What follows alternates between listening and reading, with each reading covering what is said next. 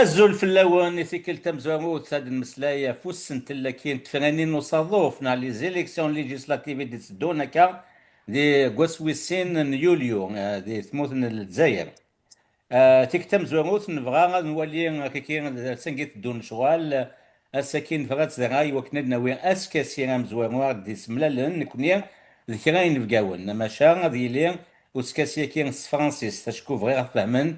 ماشي حاشا قبايليين ياكو جزائريين سوماتا. هذه اللي يزنا دونك جو في بريزونتي ميز انفيتي. D'abord, je commence par Djibaili Elias. Nous, on sait qui ne connaît pas maintenant Djibaili Elias. Il est pratiquement sur toutes les plateformes numériques et il est très suivi, très estimé. C'est de Paris, France. Zulfilek, bonjour Elias.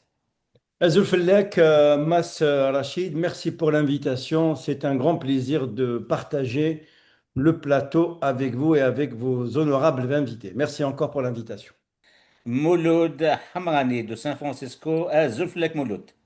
Azul Rachid, merci pour l'invitation. Comme à l'accoutumée, vous me donnez la parole assez souvent. Donc, merci et bienvenue à vos invités. Et Azul, pour les auditeurs de TQ5.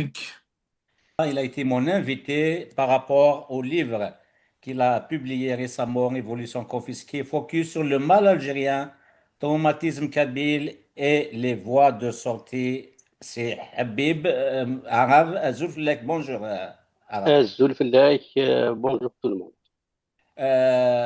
Ma première question, voilà, aujourd'hui on vient voir les bribes de résultats d'acceptation ou pas des candidatures au niveau de l'ANI, l'autorité nationale indépendante des élections. Donc il y a quelques déceptions qu'on aimerait bien discuter ensemble.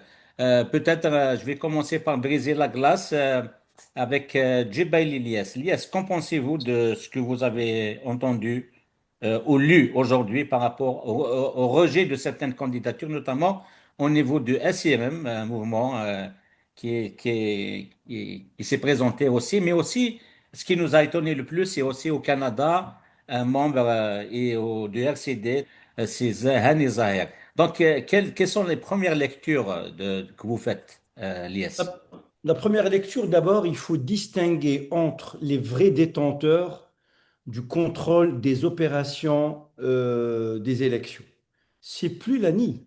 L'ANI, elle n'est plus l'organe de contrôle, de supervision des élections législatives ou des élections tout court présidentielles.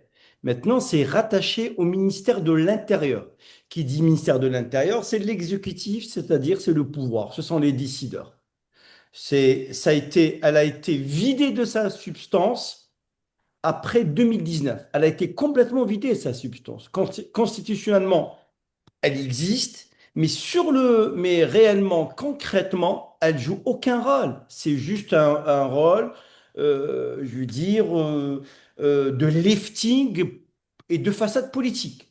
C'est-à-dire que le contrôle des opérations, il est rattaché au ministère de l'Intérieur. Le ministre de l'Intérieur, ce sont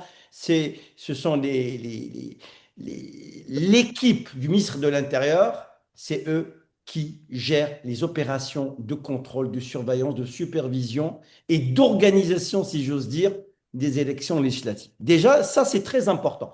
Et Ça, c'est Elias, juste on va échanger un petit peu par rapport à l'année. Est-ce que vous pouvez confirmer que c'est la première fois quand même que le pouvoir ose à mettre une autorité des élections indépendante soi-disant sous le burnous du ministère de l'Intérieur? Ça n'a pas été fait avant, n'est-ce pas? Oui, tout à fait. Au fait, avant, non, l'ANI, avant, elle avait, mais suite au quiproquo aux premières élections présidentielles, les élections ont été décidées, un coup de force, on va dire, décidé par les décideurs, comment dire. C'est un terme arabe qui est né dans les laboratoires, Sunna al-Qarar, c'est-à-dire ceux, Hmm.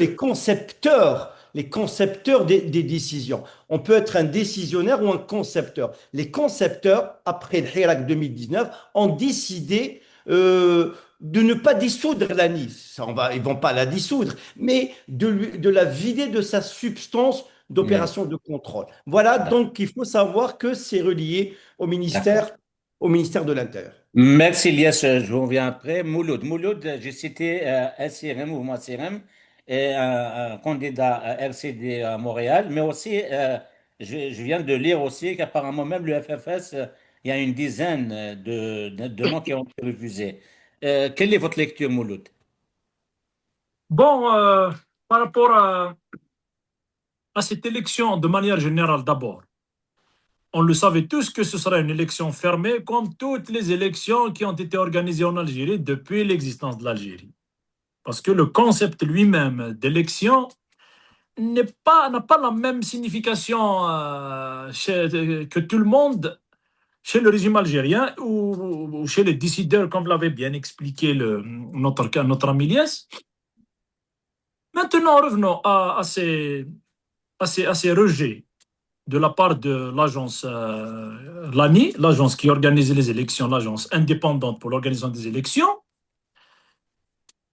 Au moment où les gens ont fait confiance à cette agence pour qu'elle puisse organiser ces élections, sur une manière du principe, ils doivent accepter que l'agence doit faire son travail. Et par conséquent, elle peut rejeter des dossiers pour diverses raisons. Et aujourd'hui, on voit que tous les partis presque, toutes les listes presque ont été épluchées et il y avait des rejets. Certaines ont eu beaucoup de rejets, certaines ont eu moins. Simplement, lorsque, comme je l'ai dit, on a accepté de jouer selon les règles du plus fort, il faut accepter cela. Bien sûr, il y a les voies de recours, c'est normal. J'imagine qu'il y a des voies de recours qui sont prévues dans les textes régissant le travail de cette agence, mais j'imagine qu'il y a de l'arrière-pensée politique. Lorsque les recours seront présentés, il se peut qu'il y aurait des négociations parce que ça s'est fait pas de par le passé où des candidats ont fait des recours et se sont vus accepter leur candidature. Mais j'imagine qu'il y aura des négociations opaques derrière. Ils ne vont pas accepter n'importe quelle candidature sans avoir un minimum certaines garanties quand même quant à l'exercice des futurs députés. Voilà. Donc voilà, Arabe Habib, Euh, c'est un peu biaisé le fait quand même être joueur et arbitre en même temps. L'État qui organise, enfin le régime qui organise les élections, c'est lui qui contrôle les élections comme une ANI, une agence qui est affiliée au ministère de l'Intérieur. Donc c'est quoi la lecture d'Araf Habib? Bon, moi, si je devais situer le problème, il ne s'agit pas de l'ANI. C'est le principe. Il y a un pouvoir illégitime depuis 62. Et il y a jamais eu d'élection de vote propre, honnête. Donc, c'est pas aujourd'hui qu'il va commencer à le faire. Si il a installé des instances à chaque élection, c'était surtout pour assurer le décor. C'était un maquillage pour avoir un semblant de légitimité à cette élection. Et depuis le Hirak à ce jour, euh, le pouvoir, il est passé du tout corruptif au tout répressif. Là, il s'encombre plus. Et peu importe de la situation, il décide. Il décide de qui va être candidat ou pas, de la manière de mettre de la pression sur certains et pas sur d'autres. De, Moi, je constate par exemple une chose qui semble échapper à tout le monde. Les élections, elles sont différentes. Quand il y a une présidentielle, c'est un tableau. Quand il y a une législative, c'est un tableau. Quand c'est des locales, c'est un autre tableau. Donc le pouvoir, il arrive à s'adapter à chaque fois selon ses besoins. Par contre, ceux qui se disent opposition, ils sont toujours à la traîne par rapport à ça. Ils sont entraînés. Ils se laissent déjà, ils, ils se laissent cultiver un certain espoir d'avoir des acquis. Mais au bout de la course, ils se font avoir de toute façon.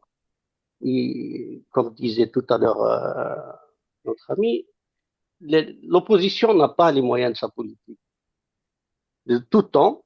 Et cette situation tend à corroborer le scénario. Donc, ils vont entraîner les candidatures, ils vont laisser les gens contester les décisions, et c'est ce qui fait que ça embrigade le candidat, même s'il est crédible vis-à-vis de la population, il perd de fait cette crédibilité. Donc, le pouvoir, il est dans son jeu. Voilà. C'est à ce niveau Arabe, que conteste très bien. Donc, vous dites que c'est toujours le même scénario, les mêmes erreurs se répètent et l'opposition, toujours, même malgré tout ce qui lui arrive, malgré que les jeux sont biaisés, il trouve toujours des moyens pour aller se présenter. Peut-être, j'aimerais bien savoir l'avis de l'IS. L'IS, est-ce que c'est vraiment stratégique pour l'opposition d'y aller se présenter quand même, même malgré qu'on connaît les résultats d'avance? Moi, personnellement, j'ai eu l'occasion, j'ai eu l'occasion Oui. de déjeuner avec le président du RCD, Hassan Mazouz, et Hamdous, le secrétaire général de l'organisation et tout ce qui est immigration en Europe, en France, RCD. Et puis, ils m'ont dit que le RCD s'apprête euh, à, à se présenter aux élections législatives. Alors, il faut avoir deux lectures différentes. La première lecture, si le parti RCD, il n'y a pas que le RCD, hein, pourquoi on parle de RCD? Parce que le RCD, il a une assise. Il a une assise intellectuelle, une assise populaire, une assise Et de... c'est pratiquement, l'IS, c'est pratiquement le seul parti d'opposition qui reste, Tout à hein, fait, qui ont un absolument. club. Oui.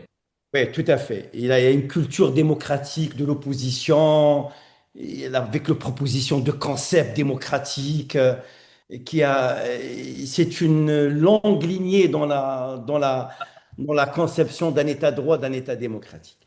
Si le RCD ne se présente pas, il sera éliminé. Et s'il est éliminé, c'est fini. Maintenant, c'est à prendre ou à laisser. Je dis personnellement, j'ai été interrogé plusieurs. J'ai dit, moi, je soutiens. Je sais que les choses sont cuites.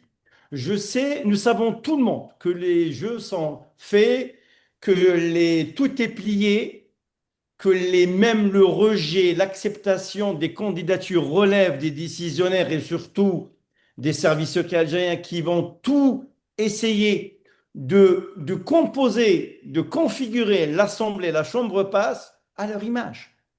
Ils n'ont pas besoin d'une opposition au sein du Parlement.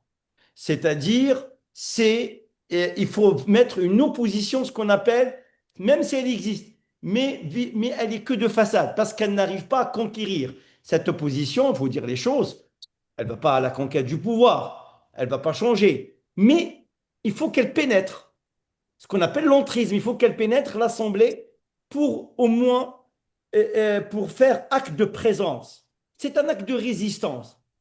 S'ils sont deux, trois députés face à une armada de députés pro-pouvoir, c'est toujours quelque chose de très positif. Pourquoi? C'est parce qu'il faut ce qu'on appelle, il faut exploiter les espaces d'expression. En dehors, ils peuvent rien faire. C'est à l'intérieur de l'Assemblée, on peut commencer quand même à mettre en place, et ne serait-ce que pour la libération de tous les détenus d'opinion. Imaginez, moi je connais quasiment, hein, tous les députés du RCD. Et je souhaite vivement qu'ils seront élus, hein. Enfin, vivement. Mais je connais deux ou trois parmi eux, j'en suis sûr. Je mets ma main à couper. S'ils sont au sein de cette chambre basse, ils vont porter à haute voix, même s'ils sont minoritaires, pour imposer, exiger la libération des détenus d'opinion et au même pousser à une ouverture du champ démocratique en Algérie. On ne peut pas rester comme ça. Mais par contre, la conquête du pouvoir, c'est rien. Est-ce qu'ils vont appliquer leur programme? C'est pas possible. J'ai posé la question aussi au responsable du PT, de Louisa Hannoun, Youssef Tazbit, vous devez le connaître. La Ramadan, question. hein, c'est Ramadan, je pense que c'est Oui, Ramadan. Ramdan. Je lui Ouais. dis, moi je le tutoie. Je lui dis, Ramdan, pourquoi le PT, le RCD, Gilles Jadid, c'est quand même c'est des partis démocrates progressistes, et l'UCP, malgré il n'y a pas d'assises populaires, pourquoi vous ne faites pas un conglomérat ou bien un bloc uni des forces démocratiques progressistes, mettez en avant le parti comme le RCD et vous essayez de faire un bloc au sein de l'Assemblée pour pouvoir peser pour la prise de décision que de partir à gauche et à droite. Gilles Jadid, il vient de mettre une publication disant que tout est plié. Monsieur Ahmed Mazouz, il vient de dire, malgré ceci, il y a les entraves administratives et ceci. Mais vous le savez déjà, il aurait été judicieux de vous mettre de partir unis ensemble, je veux dire unis, c'est-à-dire ce qu'on appelle une opposition d'union nationale. Ça se dit. Au lieu de dire gouvernement d'union nationale pour gérer les destinées du pays, vous faites une union d'opposition nationale pour pénétrer l'Assemblée. Parce qu'il n'y a aucun un vrai opposant au sein de cette Assemblée. Il n'y a personne. Il n'y a personne. Et moi, je dirais aussi que la technique aussi du régime, du pouvoir, c'est de faire avancer le FFS.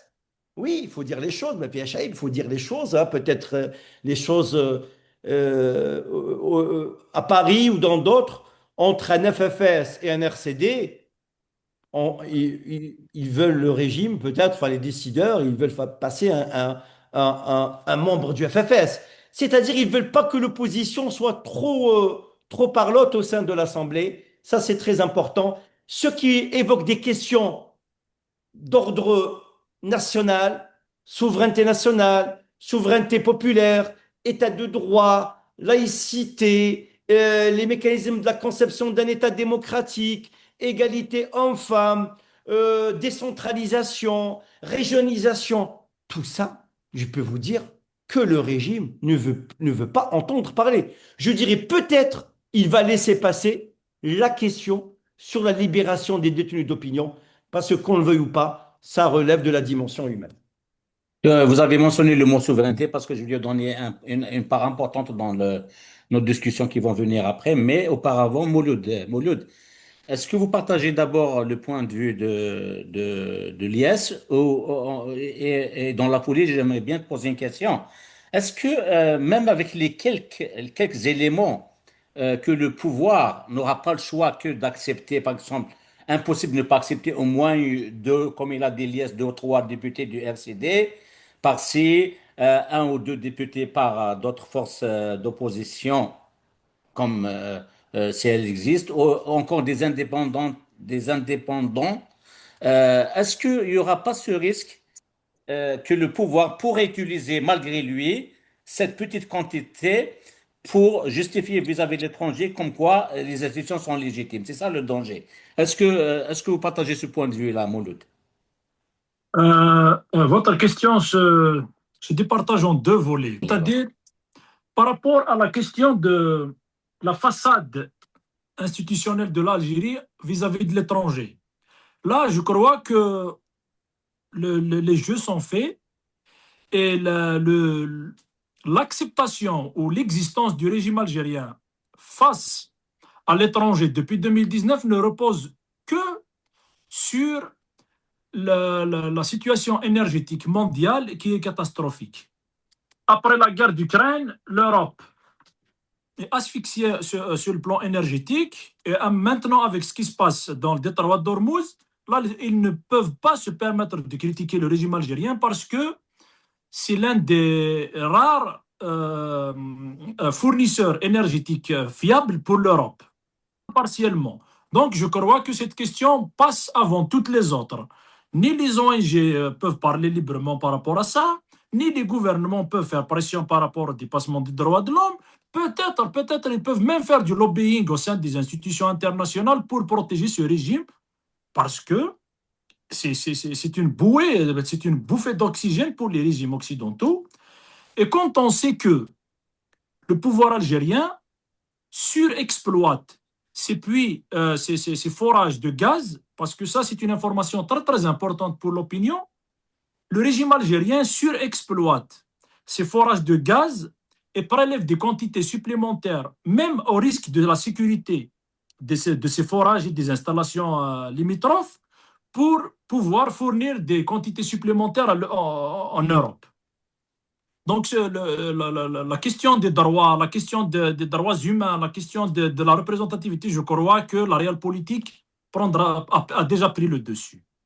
Maintenant, le deuxième volet, sur la tolérance de certaines voix discordantes au sein de l'hémicycle, je crois qu'avec le tout sécuritaire choisi depuis 2020, ils ne vont même pas s'encombrer de prendre le risque de laisser les gens parler. Lorsqu'on voit des ministres en exercice sont mis en prison, ils sont démis de leur fonction le matin, le soir, ils sont mis en prison.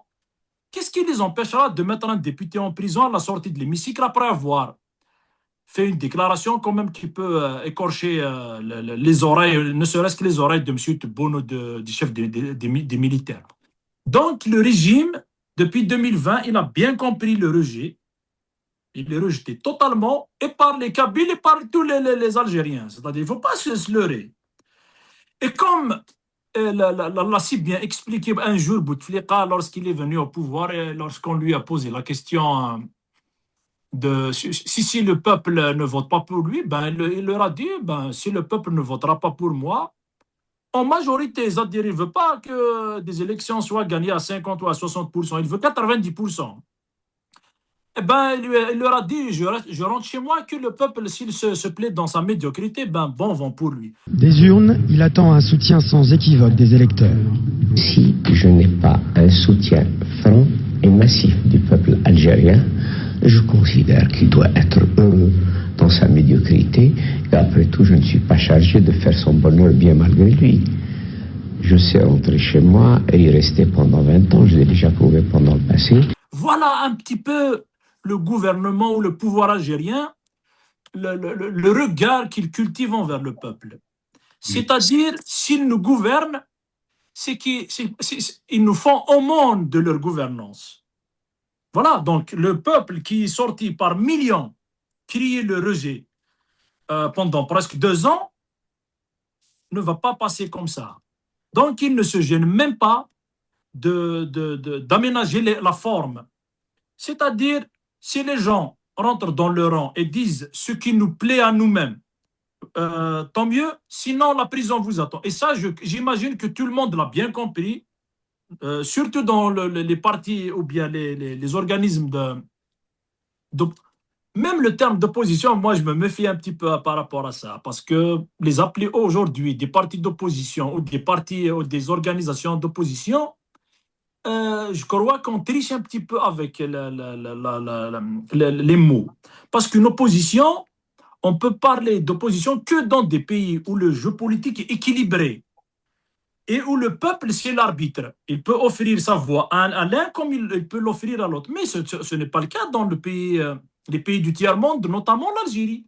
Il y a une armée qui possède une façade civile et il y a une administration qui prend toutes les décisions, que ce soit sur le plan économique, social, politique et tout, économique, social et j'allais dire institutionnel, et le peuple et les spectateurs, on lui donne à manger, on lui assure les services minimums, mais à part ça, l'opposition n'a pas droit d'exister en tant que force de proposition et d'exécution.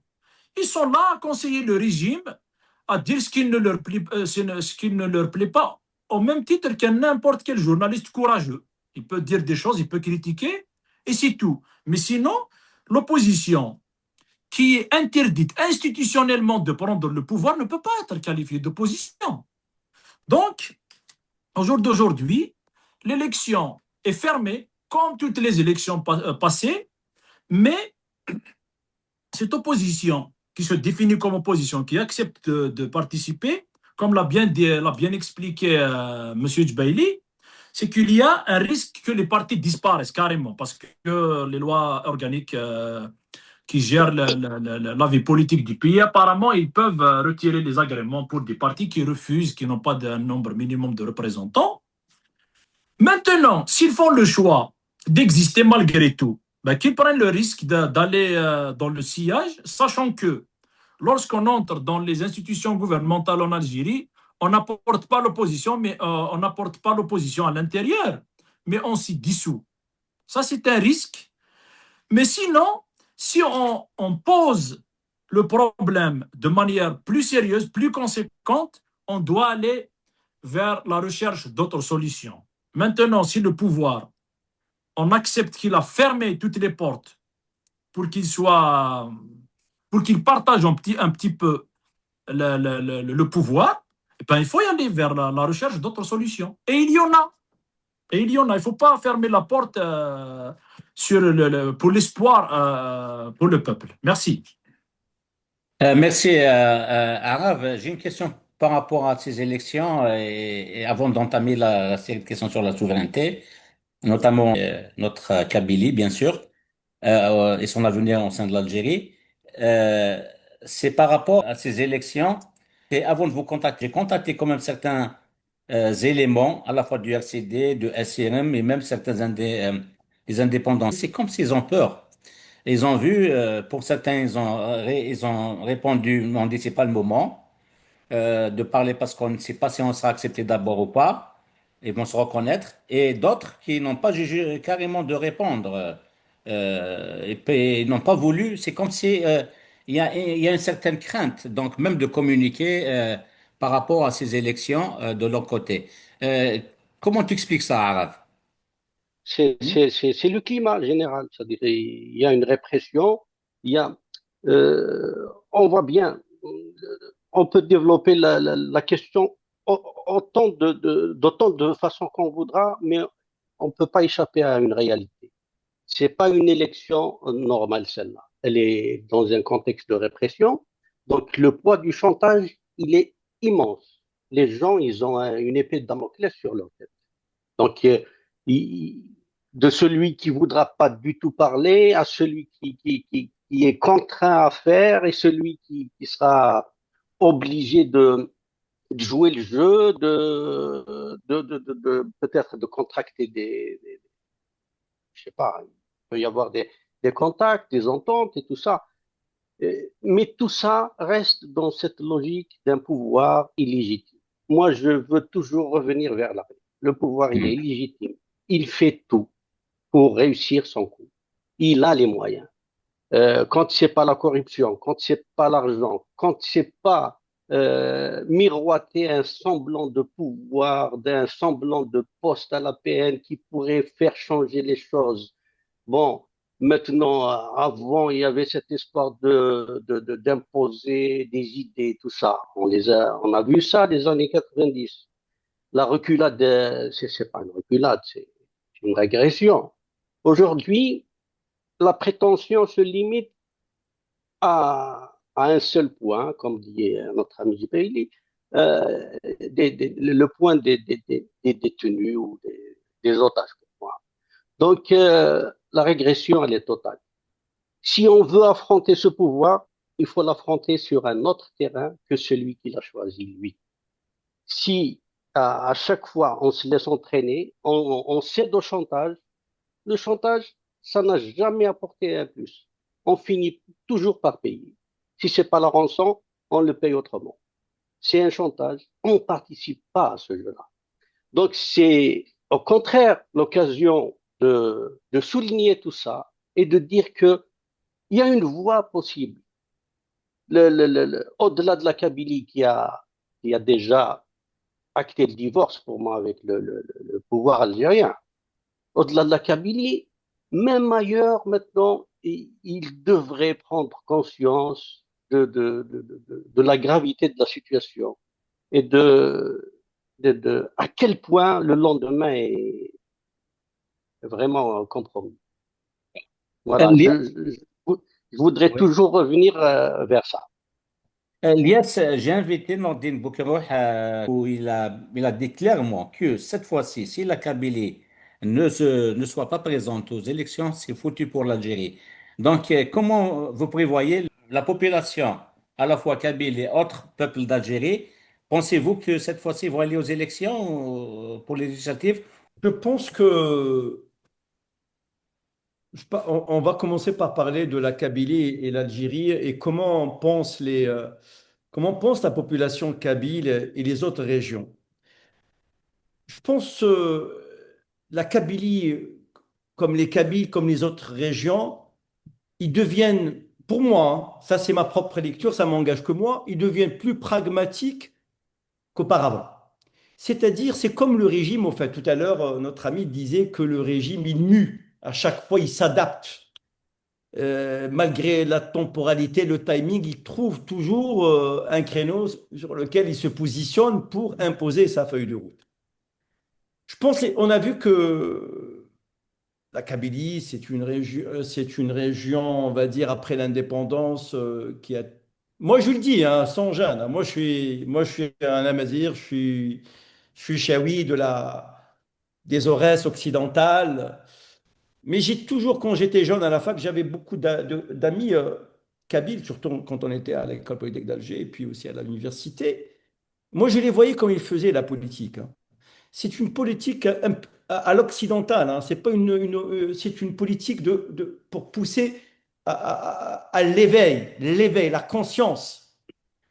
Je ne sais pas si je peux dire, je sais pas si je suis d'accord avec notre ami arabe Habib quand il dit un acte de divorce. Je pense que la Kabylie, c'est vrai, elle a souffert sur le plan comme d'autres régions d'ailleurs, hein, elle a souffert sur le plan d'imposer sa vision démocratique. Parce que il faut reconnaître, c'est la Kabylie qui a été toujours à l'avant-garde des revendications démocratiques, identitaires, linguistiques.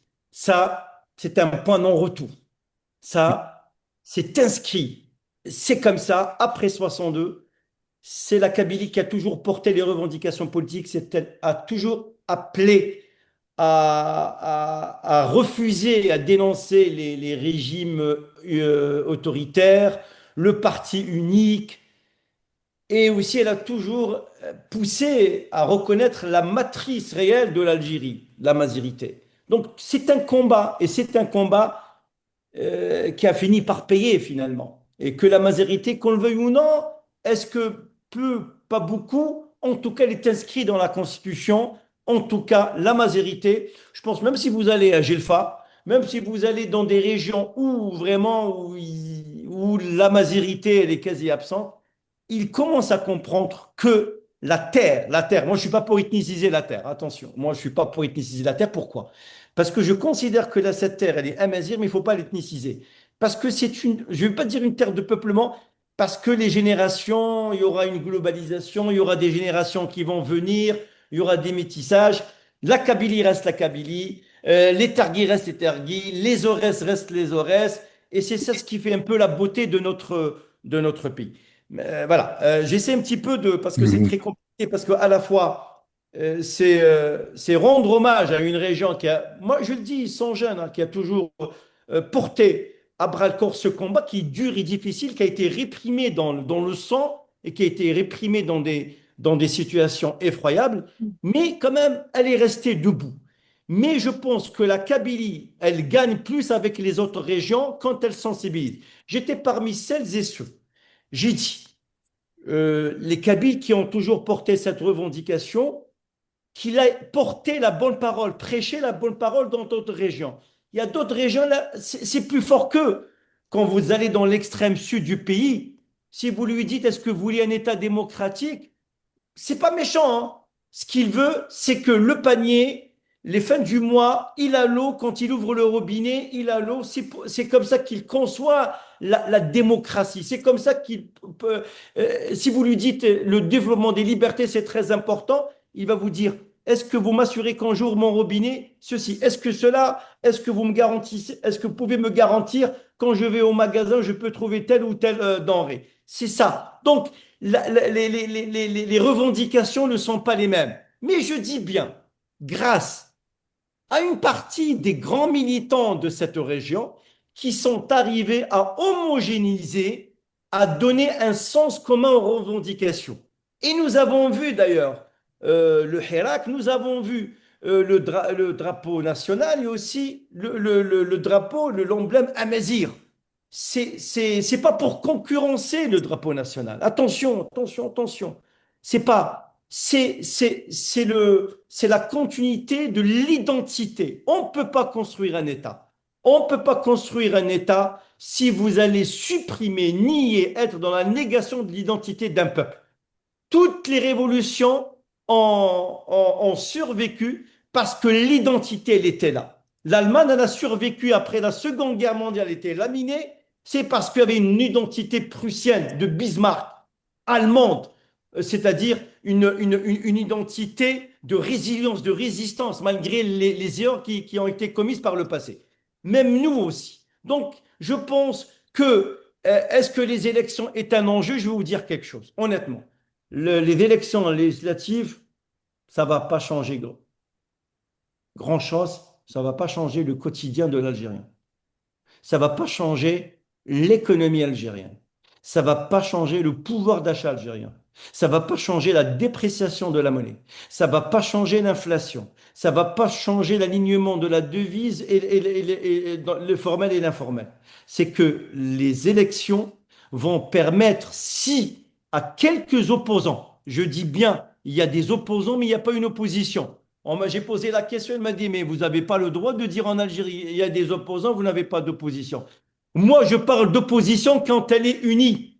Si je trouve des responsables du RCD, des responsables du Gil Jadid, des responsables de l'UCP, des responsables du FFS, je ne parle pas de la direction, je parle de l'assise.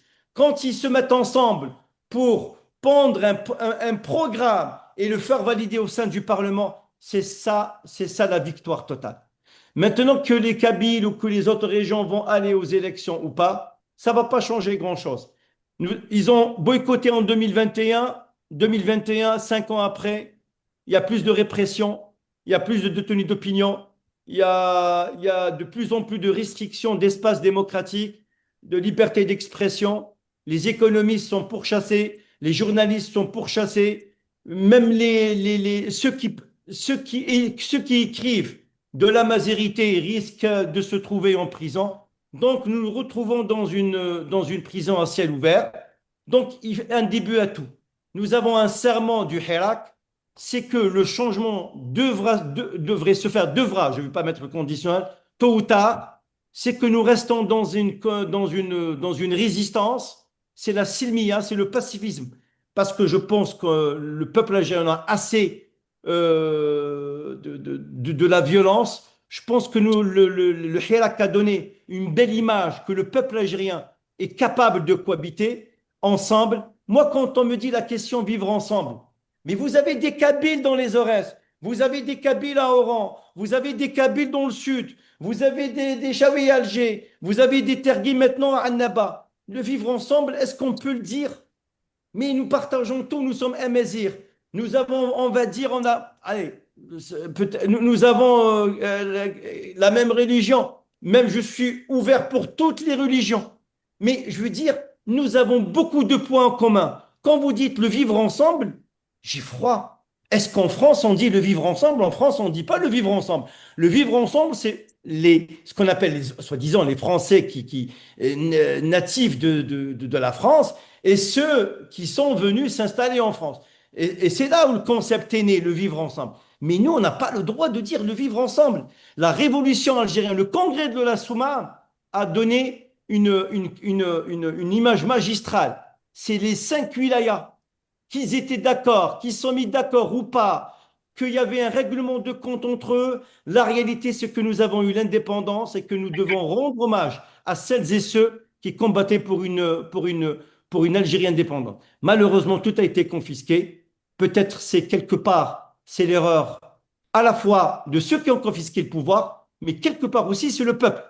Parce que peut-être le peuple est resté passif. L'éveil du peuple algérien était toujours trop tardif. hormis une région. Je vais dire encore, c'est pas pour vous flatter, loin de là, je suis pas là pour flatter. Une région qui était toujours fidèle depuis 62, 63 jusqu'à maintenant. Elle est dans la même continuité. Je souhaite que les autres régions se solidarisent, trouvent un consensus pour qu'on puisse construire ensemble un pays ensemble. Parce que moi, ce dont j'ai peur, c'est la dislocation de notre pays. Parce que vous savez, c'est comme en physique, hein. Quand vous tirez sur l'élastique, il y a le point non-retour, il y a la rupture de la force, ceci, enfin bref, c'est un phénomène physique. Et puis il y a point non-retour. Moi, ce dont j'ai peur pour l'Algérie, vous savez, après des accointances, des appétits un peu indépendantistes à gauche et à droite, elle émane d'un ras-le-bol. Elle émane d'un ras-le-bol. Et c'est moi aussi, j'envoie un message au pouvoir par le biais de votre tribune. Il est temps d'accepter l'alternance. L'alternance, le changement de gouvernance, c'est pas contre l'Algérie, c'est pas contre l'unité du pays. C'est pour donner un pays très fort. C'est pour que les régions soient fortes économiquement, et sur le plan identitaire, sur le plan linguistique, sur le plan économique. Et c'est ça pour faire une grande nation. Cette nation, si elle continue comme ça dans la répression, j'ai peur qu'on se dirige vers une dérive totale. Lies, vous venez de résumer, enfin de synthétiser, c'est le mot peut-être, le sentiment que beaucoup de ceux qui ont de ceux qui disent souvent la Kabylie est le cœur battant de l'Algérie. Ma question va s'adresser à Mouloud et Araf en tant que Kabyle. N'est-il pas une façon de la faire patienter, cette Kabylie-là, qui est le cœur battant de l'Algérie, et pour le Hirak, le Qaba'il Ahrar, etc. Donc, il flatte souvent cette Kabylie-là. Donc, est-ce que c'est pas une façon de faire patienter en attendant sa normalisation?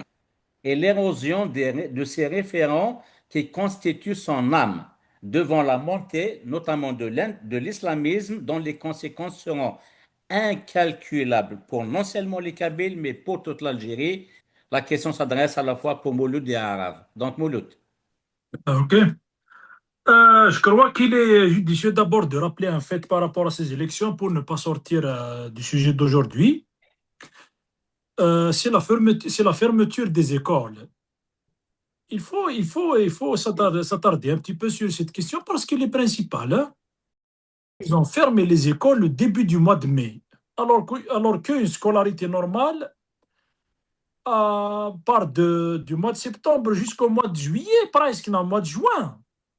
Et là, ils ont privé les enfants d'un mois de scolarité pour, soi-disant, un motif d'organiser les élections. C'est un crime incommensurable contre nos enfants déjà.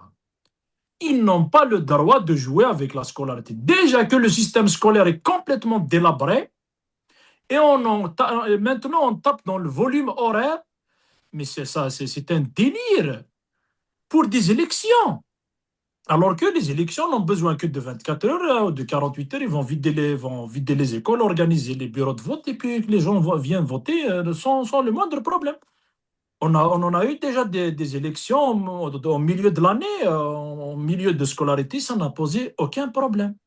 Là, il faut dénoncer ça et il faut parler de ça de manière sans réserve. C'est un crime contre nos enfants et personne n'a le droit de jouer avec la scolarité de nos enfants. Ça, je tiens à le préciser. Maintenant, revenons à la Kabylie. Il faut rappeler que la Kabylie sort de 4 boycotts totaux. L'élection présidentielle d'Abdelmajid Tebboune 1 et 2, le référendum sur la Constitution et les élections législatives de 2022, je crois, 2021, je crois. La Kabylie n'a pas voté. Hormis les élections locales, c'était sporadique, c'était pas vraiment fameux, c'était pas comparable aux années passées. La Kabylie n'a pas voté. Il y a eu 0 vote en Kabylie. Ça exprime, comme l'a bien précisé notre ami Habib, un rejet total de ce pouvoir. Maintenant, j'imagine, j'ai eu des échos de certains amis il y a quelque temps, je les ai appelés pour s'enquérir un petit peu de la situation politique en Kabylie. croyez-moi qu'ils m'ont dit, y a-t-il des élections sérieusement? Ils n'en savaient même pas. Tellement ça ne parle pas, tellement les gens ne suivent plus, n'achètent plus de journaux, ne voient plus les télévisions algériennes et tout. Beaucoup de gens ne savent même pas qu'il y a une élection qui se prépare en Algérie.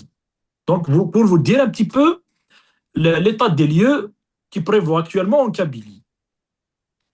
Et je crois, à mon sens, que ça n'a pas été sans conséquence. Là, en Kabylie, c'est 0 vote, mais aussi dans d'autres parties en Algérie, les taux n'étaient pas les mêmes que les années précédentes. Le taux de participation a beaucoup reculé.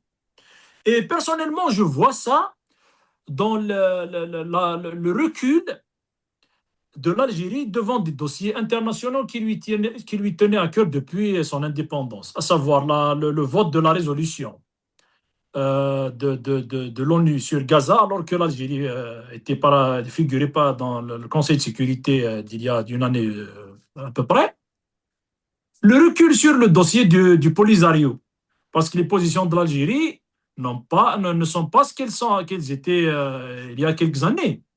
Et je crois que la faiblesse du régime sur le plan intérieur se voit très bien sur les positions qu'il défend sur le plan extérieur.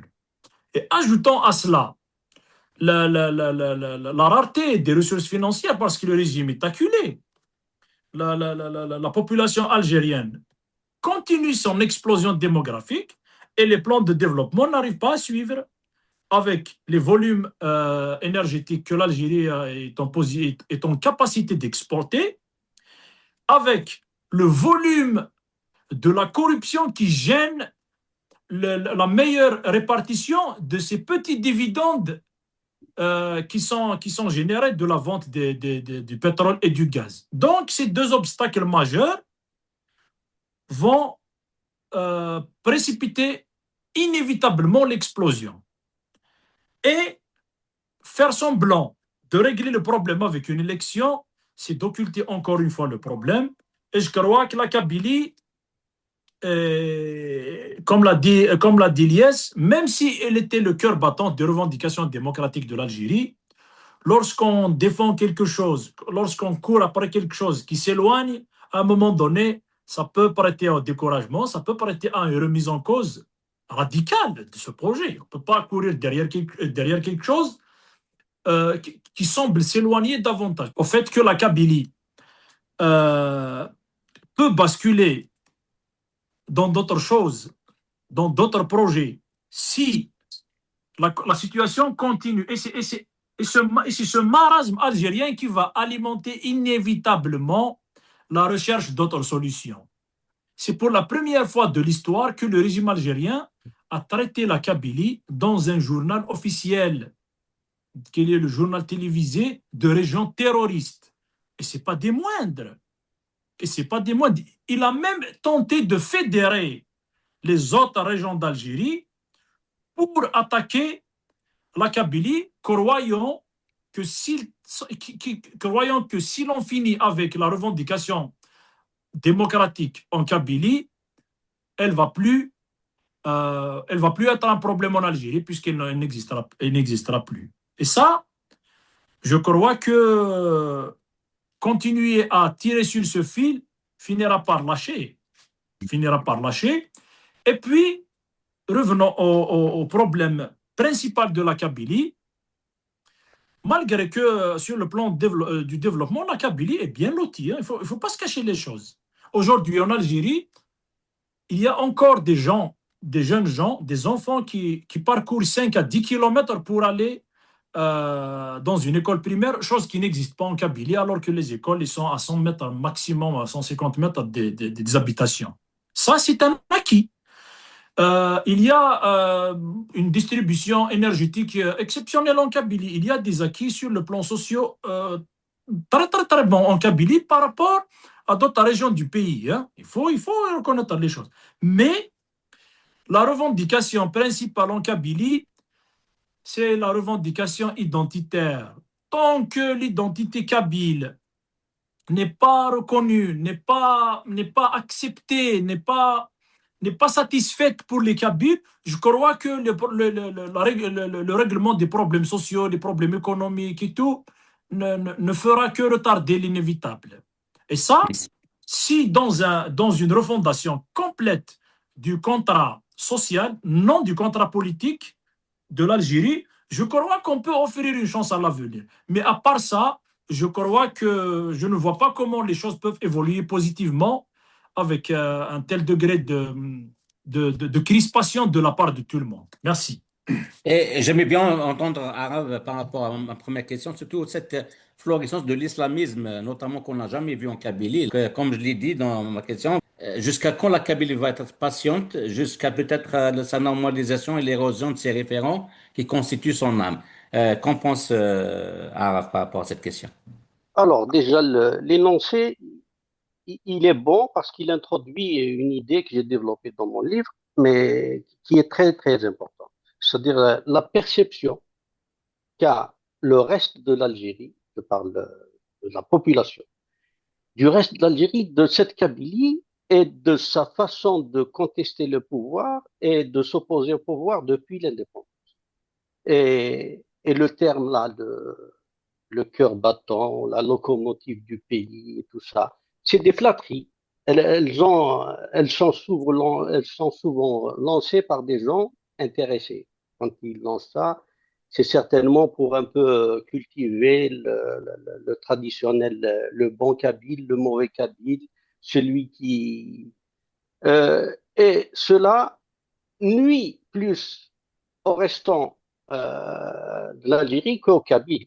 Parce que en disant cela, en essayant de flatter le Kabyle et de se contenter que de ça, on risque de ne pas voir ce que c'est que la Kabylie. Et moi, à chaque fois que je discute avec quelqu'un qui n'est pas kabyle, je constate la même chose. Ils ne savent pas ce qui s'est passé en Kabylie. Ils en ont une idée, mais elle est floue. Et se permettre ce genre de raccourci, de la Kabylie menteur et tout ça. Non, la Kabylie, elle souffre. Elle souffre, elle porte tous les traumatismes de cette Algérie, mais en amplifié. Si dans les autres régions, elle ressentent les choses, la Kabylie, elle les ressent 10 fois plus. C'est elle qui porte l'héritage, c'est elle qui porte la mémoire de cette Algérie. Ne pas s'intéresser à ce qui s'est produit euh, pendant notamment 2001, c'est ignorer l'histoire de cette Algérie. Quand je dis que le divorce est consommé avec le pouvoir, je dis plus que ça. En 2001, le divorce a été consommé avec l'État algérien. Qu'on le veuille pas, c'est pas un choix. Moi, je ne me positionne pas par rapport à une option indépendance ou autonomie. Mais il faut comprendre une réalité.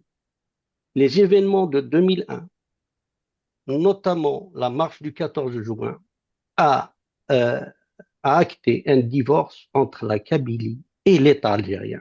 Parce que le pouvoir algérien, le divorce s'est fait bien avant. Et j'ai peur que, euh, en continuant sur ce chemin, il y aura un divorce avec le restant de l'Algérie. C'est ce qui est en jeu. Les gens ne font pas l'effort de comprendre ce qui s'est passé en Kabylie. En persistant à situer les enjeux sur le plan économique, c'est pas pour réduire ces enjeux. Ils sont importants. Mais ce qui est fondamental, c'est cela. Il y a une démocratie à construire, il y a un pays à construire, il y a une citoyenneté à construire. Si on ne va pas dans ce sens, si on s'entête à croire que c'est en grattant des miettes qu'on peut avancer dans ce sens, c'est se leurrer. La solution, c'est d'engager un débat en dehors du système, en dehors du pouvoir. On n'a pas besoin de moyens, on a besoin de bonne volonté.